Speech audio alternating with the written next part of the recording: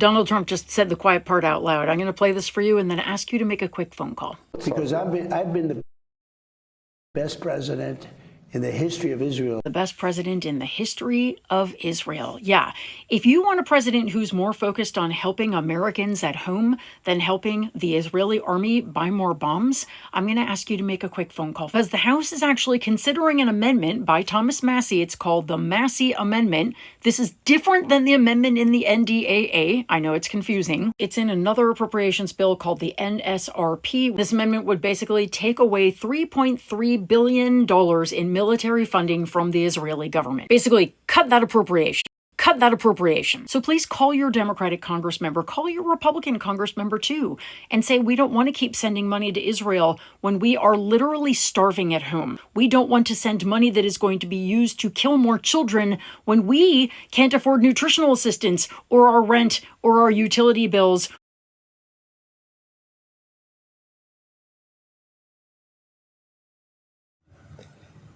Yeah, I'm going to stop you right there.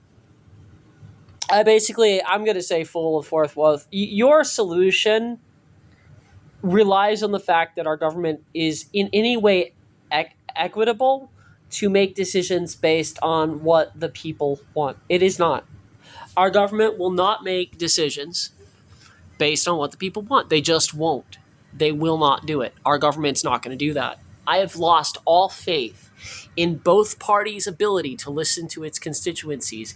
For 19 years, they have not listened to a single thing we have said. 19 years. They have not listened to a single thing that we have said. All right?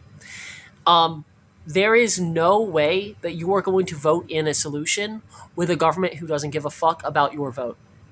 There is no way you are going to vote in a solution with a government who does not give a fuck about you, your thought process, your mentality, or your wants and desires in regards to the current fucking administration or the administration thereafter or the administration before. They don't care. They are in it for one plan. They have one plan in mind. There's one goal in mind, and they will move to that despite whatever the fuck the party or whatever the fuck the constituencies of either party want. They will do what they want to do, regardless of what citizens tell them to do, unless they are overthrown. They are at that point of not giving a fuck about the masses that if we were to overthrow them, they would not. They are the weakest moment because they are prideful. I'm just going to be real. We think they are so strong because they project strength. They think they're invincible, and because they think they're invincible, they're the weakest they have ever been. Let me reiterate. If you wanted to overthrow the government right now, it would not be hard to band together and do so because these people think that they have got it in spades. They think we will never react. They think we will never do anything against them. And they think we will never go to war against them because they think they are fucking immortal. They think they have been given a God-given fucking grant of deityness, and they don't think they can fucking die. They believe they are immortal. And I'm not just talking about the Republican Party. I'm talking about every fucking branch of government right now thinks it cannot be touched, that it can do whatever the fuck it wants despite what people want. They think that they can walk all over the American citizen. They think that, quite literally, there is no repercussions. And because we're not holding them accountable, they think that. The only reason they think that is because the people themselves have not banded together, grabbed their pitchforks, and said enough is enough. That is the only fucking reason. So, yeah, your next solution for anti-war is not going to be voted in. We don't live in the administration of JFK, where he actually listened to the civilian population.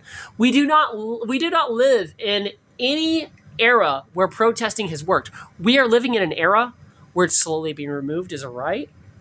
We're living in an era where speech is being tampered with on a global scale. We're living in an era where we're told that any type of revolt, revolutionary thought, or idea of criticism is considered hate speech or terrorism. We are living in an era that the government doesn't want you to detest or deject, that any call made for a vote in any way other than the way they want it to do, and by the way, most of your constituencies are already bought and paid for by the very people you're going to be talking against. If you make this phone call, that's fine, but it's not going to get anything done. I love the hope and admiration of you, Jess. Jess Craven, I guess, is your name. I love the hope and admiration, but I have lost all of that. I, as well as so many others, have lost that hope and credit.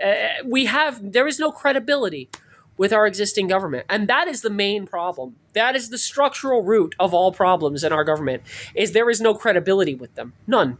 Zilch. Yeah, have they come forward on MK Ultra recently? Yeah. Did they come forward on aliens? Yeah. But it's shit that we had already kind of taken into common knowledge as truth. So it doesn't really affect people. It doesn't really care. What people care about is the fact they can't afford groceries. They care about the fact that the housing market is so fucking out of reach right now that it's impossible to obtain for most people without having 90 fucking jobs back to back in one day. And they all gotta be full-time jobs. Let's just be real. Like, this is some bullshit, okay? Our whole fucking system is a collaborative effort to keep the common citizen down. Our entire government is a collaborative effort to keep the common citizen down. Now, with that being said, what the fuck do you think a call to a governor whose entire ethical issue and boundary is the civilian population? What the fuck do you think that kind of call is going to do? It's going to do nothing. The senators you're going to be asking to stop funding this and this are bought and paid for by the very people that they are funding this, and this for. It's impossible to maneuver a system that is so incredibly corrupted and broken and compromised without any kind of form of violence. It does not happen. History has proven this over and over and over and over and over and over and over again. The Roman Empire fell because of disgusting corruption. When you win battle after battle after battle as a solo, you are converged on and attacked and killed. That's what happened to JFK. It's what happened to Joan of Arc. It's what happened to fucking Caesar. It is what happened to every fucking person who has won a long list of battles for any fucking government that was oppressive. Massey is no exception. They've done everything but kill him, but they made him entirely irrelevant. They voted him out of office with a clown who nobody knew about. It's that simple. This guy represented nothing. He had no marginal base at all. Or he had just a very tiny marginal base. He had no majority base. And they voted, and they lied about the vote, for one. They lied about that vote. There's no way that many people voted for him. Not without knowing about him. That shit was rigged. That shit was lied and told to us. Just like this. This is you basically begging for people to believe a system that only exists for the system's sake. And I'm sorry, it's just that's where I stand on this type of rhetoric. And I'm sure, I hope to fucking everything that I'm not the only one who sees this. Because if I am, I must be some goddamn hyper genius or some delusional motherfucker. But I honestly don't give a fuck which side of the fence you're on that. Because what I said is what stands.